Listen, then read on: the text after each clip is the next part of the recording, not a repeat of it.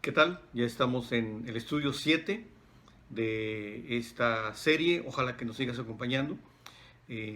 Saludos a cada uno de ustedes y bueno, a los grupos pequeños de nuestra iglesia. Estamos viendo la revelación de la justicia de Dios en el Evangelio. Estamos viendo esta parte de una ilustración de la justificación por fe. La semana pasada hablamos de la experiencia de Abraham a través de esa justificación por creer como un regalo. Hoy vamos a hablar de una experiencia a la vez que difícil, de alguna manera revela el amor y el perdón de Dios sobre todo. Déjame contarte una historia para empezar que tomé ahí de una de las predicaciones en internet. Un pastor había estado aconsejando a Martín por varios meses.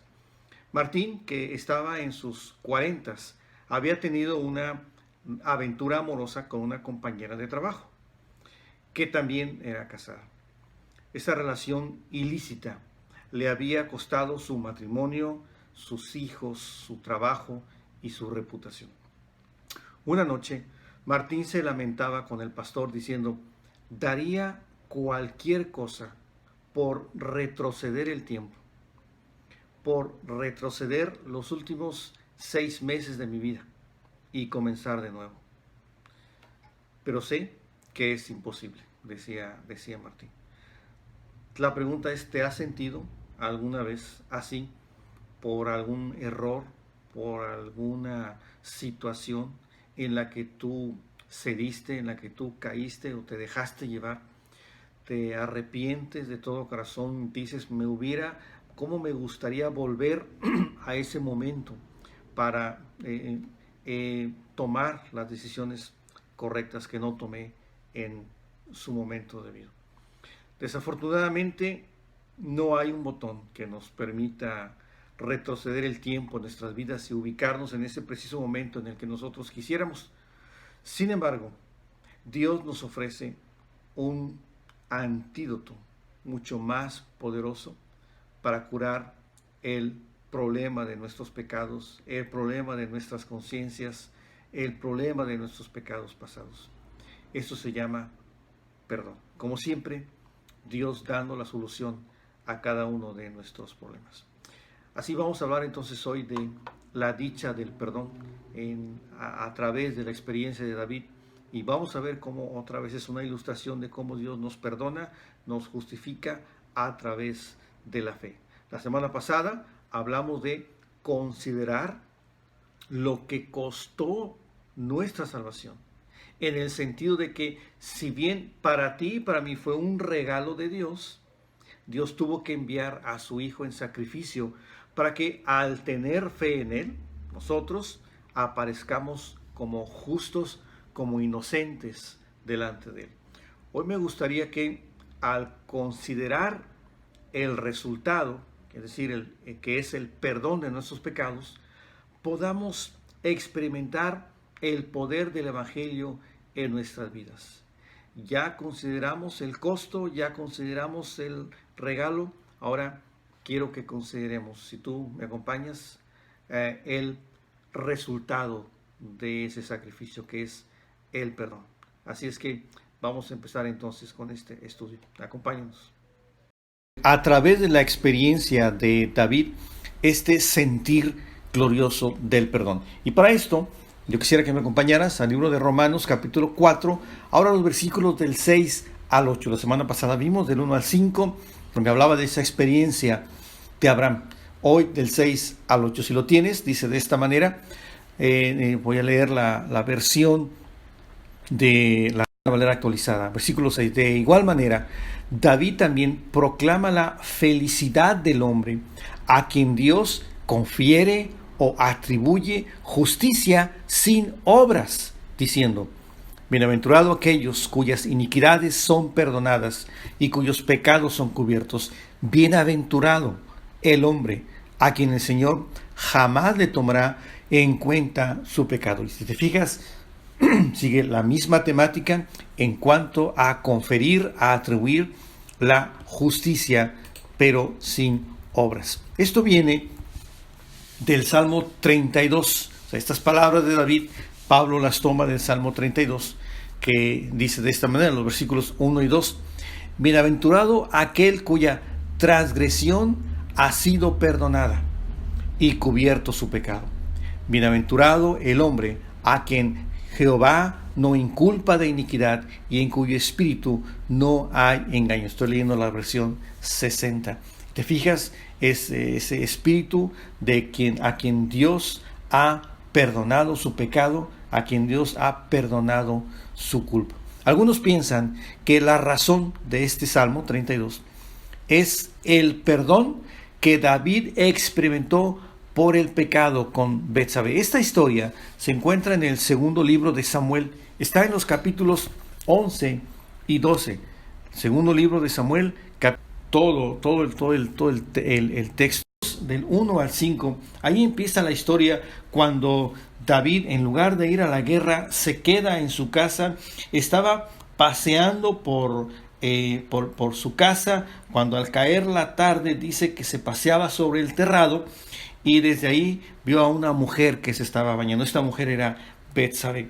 David toma a esta mujer, la hace traer a su casa y comete adulterio, este pecado con Betsabé.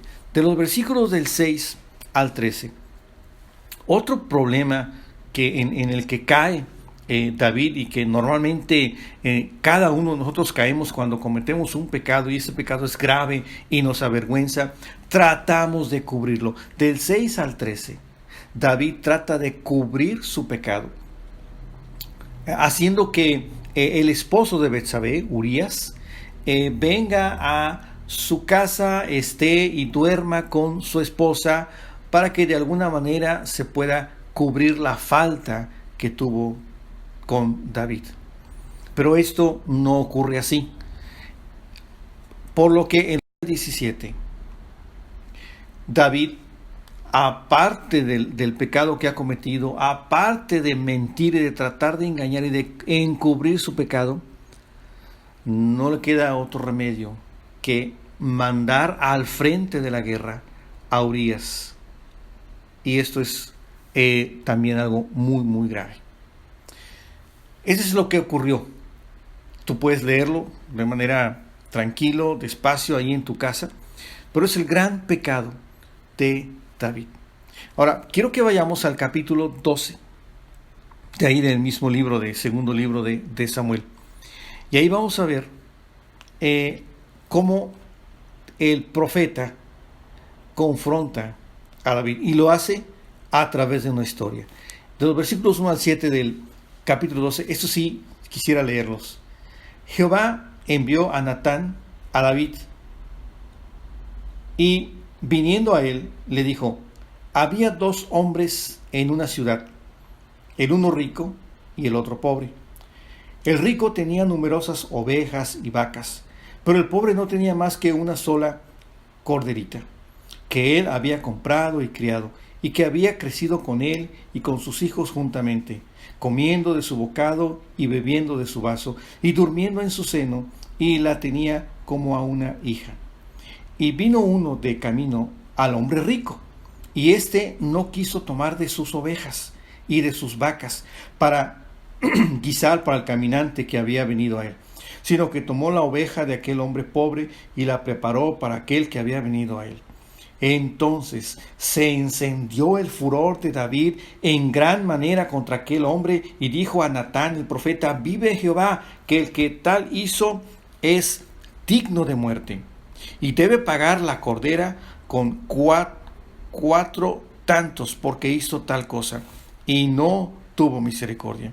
Entonces dijo Natán a David: tú eres aquel hombre. Y esa es la confrontación del profeta que hace a David por ese gran pecado con Betsabé, con Urías, tratando de engañar y al final mandarlo a una muerte segura. Ahora, en el versículo 13 del segundo libro de Samuel, dice de esta manera: entonces dijo David a Natán: pequé contra Jehová. Y Natán dijo a David: también Jehová ha remitido tu pecado. No morirás. En el momento en que David se arrepintió de su pecado, entonces viene esa experiencia de recibir el perdón de Dios. Ahora tú dirás, bueno, se ve muy fácil, ¿verdad? Aquí en el texto cuando simplemente dice David, pequé contra Dios. Y se ve muy fácil el decirlo, oye, después de haber cometido estos pecados, un simple dicho, y por esa razón Dios lo va a perdonar. Yo quisiera que me acompañaras, por favor, al Salmo 51, porque en el Salmo 51 se ve un poco mejor y con más claridad la clase de arrepentimiento que tuvo David por haber cometido ese pecado. Si estás de ahí conmigo en el Salmo 51, mira la experiencia, mira la conciencia revelada, mira esa actitud de David al entender que cometió un grave pecado contra personas, contra Betsabé, contra Urías, su esposo, pero especialmente contra Dios. Y esa es la actitud de arrepentimiento que nosotros debiéramos tener también por nuestros pecados contra Dios, contra nuestros semejantes. Dice el Salmo 51, y es un salmo de David cuando después de haber cometido este gran pecado. Ten piedad de mí, oh Dios, conforme a tu misericordia, conforme a la multitud de tus piedades, borra mis rebeliones, lávame más y más de mi maldad, límpiame de mi pecado, porque yo reconozco mis rebeliones y mi pecado está siempre delante de mí. ¿Te fijas la conciencia lo que hace cuando has cometido un grave pecado? Contra ti, dice el versículo 4, contra ti solo he pecado y he hecho lo malo delante de tus ojos, para que seas reconocido justo en tu palabra y tenido por puro en tu juicio. He aquí, en maldad he sido formado y en pecado me concibió mi madre. He aquí, ni íntimo y en lo secreto me has hecho comprender sabiduría. Purifícame con hisopo y seré limpio, lávame y seré más blanco que la nieve, hazme oír gozo y alegría y se recrearán los huesos que has abatido. Esconde tu rostro de mis pecados y borra todas mis maldades. Crea en mí, oh Dios, un corazón limpio y renueva un espíritu recto dentro de mí. ¿Te fijas? Esa es la experiencia de David al reconocer su pecado, es el sentir esa. Por eso es que en el Salmo 32, 1 y 2, y por eso Pablo dice, habla de esa bienaventuranza, de esa bendición, de esa dicha y felicidad que el hombre experimenta al momento de pedir perdón por sus pecados, al momento de reconocer que ha fallado a Dios principalmente y a sus semejantes. Ese es el sentir de alguien que experimenta algo. Y esta experiencia, amigos, muy pocas cosas la igualan. La experiencia del perdón de Dios por tus faltas, por tus errores, por tus pecados. La bendición que sigue al perdón es la mayor de las alegrías. De hecho, hay alguien que dice, no hay nada que se puede comparar a lo que Él hizo por ti y por mí, para que tú y yo pudiéramos experimentar esa. 2 Corintios 5:21, dice la Reina Valera actualizada, al que no conoció pecado, por nosotros lo hizo pecado, para que nosotros fuéramos hechos justicia de Dios en Él. Este hecho de experimentar el perdón debe de producir en nosotros el resultado de una dicha, de una felicidad. Ahora, por otra parte, nosotros también necesitamos aprender a perdonar. Lee conmigo, por favor, Efesios 4:32. Más bien, sean bondadosos y misericordiosos los unos con los otros, perdonándose unos a otros como Dios también los perdonó a ustedes en Cristo. Dice una frase, y es una de las frases que también escuché de alguien de nuestra iglesia. Perdonar no es olvidar. es recordar sin dolor, sin amargura, sin la herida abierta. Perdonar es recordar sin andar cargando eso, sin respirar por la herida. Entonces te das cuenta que has perdonado. Entonces la cualidad más parecida al carácter de Cristo es el perdón. Entonces, por un lado, tenemos que experimentar la dicha del perdón de nuestros pecados porque hemos ofendido a Dios. Pero también, por otro lado, tenemos que aprender a perdonar. Esa es la cualidad más parecida al carácter de Cristo, el perdonar. ¿Has experimentado el perdón por algo que hiciste y que tu conciencia te estuvo reclamando, molestando por algún tiempo y que ya no pudiste más? Y es así como nuestra conciencia trabaja, reclamándonos, remarcando los pecados, errores de nuestra vida, de nuestro pasado. ¿Has estado pensando tal vez si pudiera regresar a ese momento cuando, y ahí puedes pensar en aquel momento cuando cometiste ese error, cuando lastimaste a tu hijo, lo heriste con palabras o físicamente porque saliste de control, cuando alguien te sugirió esa sugerencia indiscreta y tú cediste a esa tentación.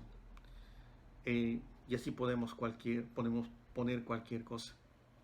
Pediste perdón y luego fuiste con la persona que afectaste y te otorgó ese perdón. ¿Qué sentiste? ¿Verdad que es una dicha cuando te otorgan el perdón? No hay alegría más grande que saber que nuestros pecados han sido perdonados, tanto como por la persona con la que cometimos un error, pero más que nada con Dios, que es al que al final de cuentas y en última instancia lastimamos. A lo mejor es tiempo para perdonar de tu parte. A lo mejor también no has experimentado el perdón porque no has confesado tu pecado, tu error o ese secreto en tu vida. Déjame decirte una frase para terminar.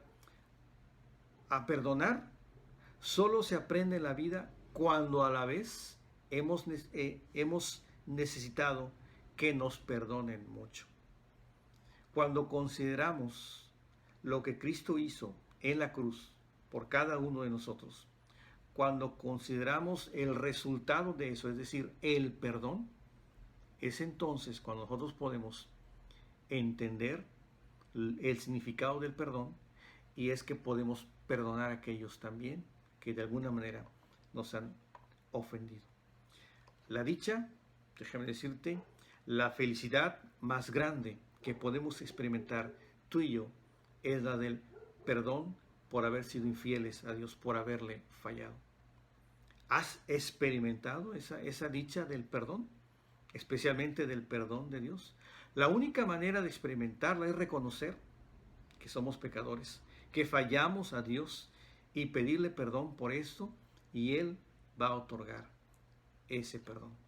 Si necesitas pedir perdón a alguien tal vez que le has fallado, pero has puesto argumentos y has puesto por delante el tiempo, habla con Dios. Habla con alguien que te pueda ayudar y aconsejar, con quien tengas confianza, y Dios te ayudará a resolver esa situación. Para ti que ya eres creyente, que ya has confiado en Dios, te invito a que si no has valorado el perdón de tus pecados, le pidas a Dios por sabiduría para reconocer cuánto le hemos ofendido en el pasado por nuestro pecado y recordar su perdón y que nos ayude a valorarlo.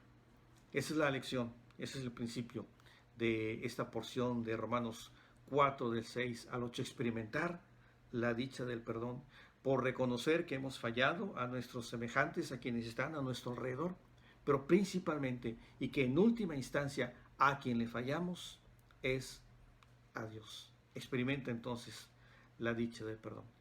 Continúa con nosotros en estos estudios, ya estamos en el estudio número 7 de 10 Entonces estamos por terminar la serie. Que Dios te bendiga y considera estas cosas que hemos aprendido en este día. Hasta luego.